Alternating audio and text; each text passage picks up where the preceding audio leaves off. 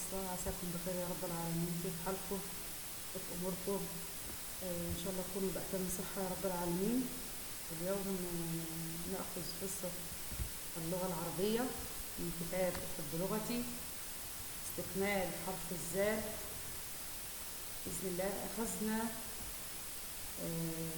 أشكال ومواضع حرف الزال في أول الكلمة ووسط الكلمة وآخر الكلمة، وكذلك تعرفنا على العديد من الصور التي تحتوي على حرف الزال. وقد عرفنا أن حرف الزال من الحروف اللثوية الذي نخرج فيه طرف لساننا. لذلك نستكمل الدرس اليوم. هيا أعزائي الطلاب، علينا أن نقوم بقراءة هذه الكلمات قراءة صحيحة. معي؟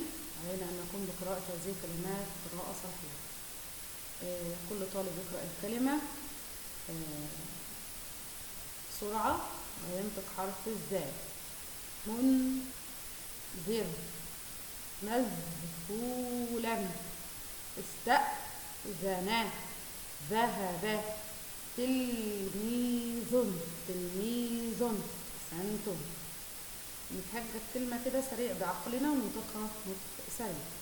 تعرفنا على أشكال حرف الزال. الزال في أول الكلمة، والزال في وسط الكلمة، والزال في آخر الكلمة. هو حرف من الحروف الراقصة أو الراكدة التي لا يشبك فيها أي حرف. علينا أن نتعرف اليوم على أهداف درسنا. أول شيء أقرأ الفقرة قراءة صحيحة ومعبرة. عليك أن تقوم بقراءة الفقرة بطريقة صحيحة ومعبرة. أنطق الحركات القصيرة والطويلة لحرف الزال. أركب من المقاطع الصوتية كلمات صحيحة. هذه هي أهدافنا التي نسعى إلى تحقيقها. أقرأ الفقرة الآتية أو السطر الآتي قراءة صحيحة. ذات يوم ذهب منذر ومعاذ إلى المهرجان.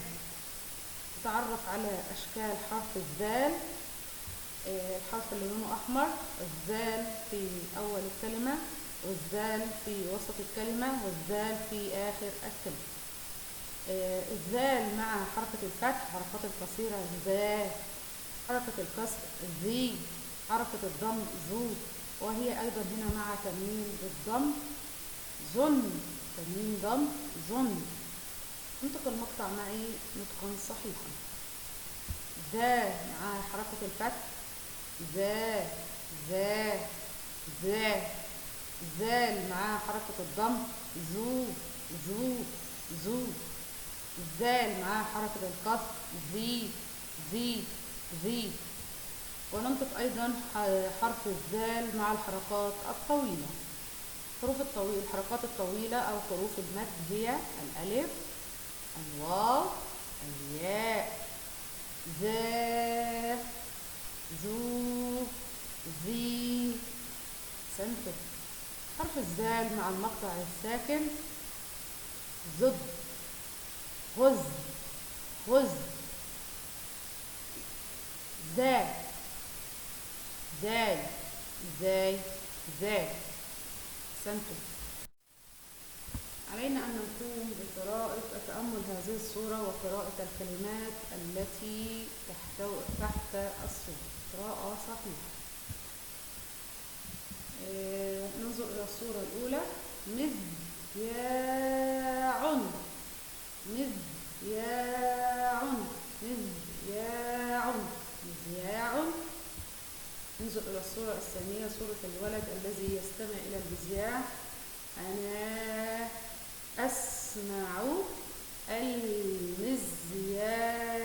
المذياع. أحسنت. قال الصورة الثالثة التي كان فيها منذر في المهرجان. أين أن نتأمل الصورة ونقرأ ما تحتها. قال منذر أعتذر عن هذا الذعر الذي سببته لأمه، يعتذر لأمه عن ما سببه لها من ذعر. أحسنتم. قالت الأم يا منذر لقد ذهب ذعري حين سمعت اسمك في الإذاعة. علينا أن نقوم بالإجابة عن الأسئلة الآتية. السؤال الأول: اربط الشخصية بقائلها. زين، شخصيتين عندنا في القصة، شخصية منذر وشخصية الأم.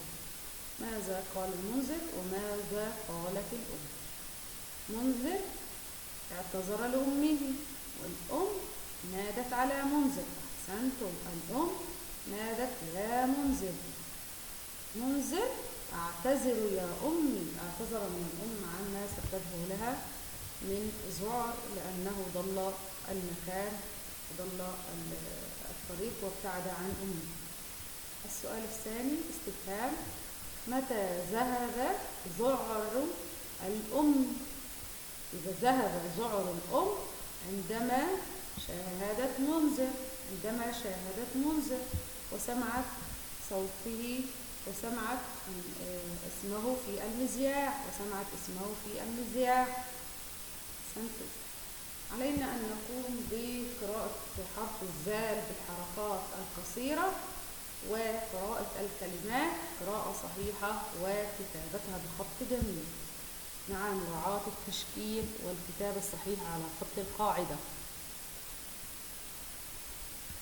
يعني الخط دايما عنوان لصاحبه. زين، فنكتب بخط جميل وخط حرف الزال على خط القاعدة، ما ينزل من على خط القاعدة أبدا.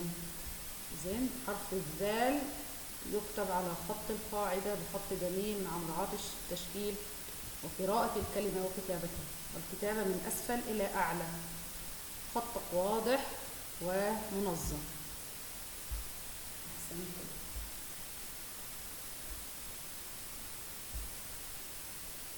ذا ذو يأخذ ذا.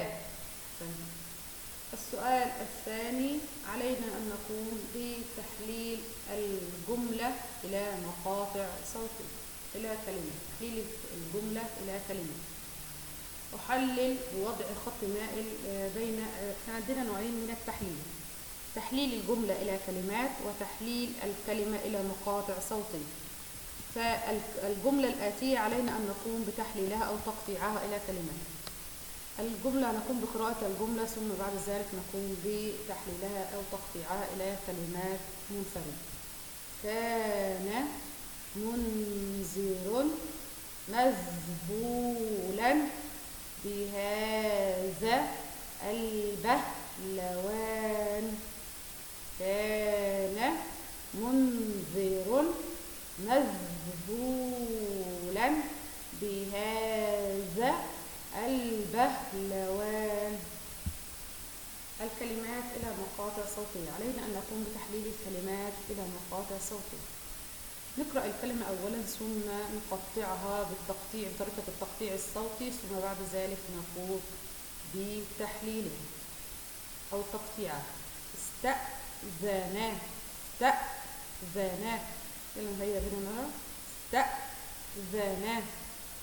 علينا أن نقرأ الكلمة الثانية وهي كانت عبارة عن 4 مقاطع صوتية كما ظهرت في الشاشة. الكلمة الثانية نقوم بقراءتها وتحليلها تحليلا صوتيا ثم كتابة التحليل بعد ذلك. إذاعة. إذا كان مقطع صوتي إذاعة، كان مقطع عبارة عن 4 مقاطع. سنتم. إذاعة. برافو عليكم. علينا أن نقوم بالإجابة على السؤال الثاني.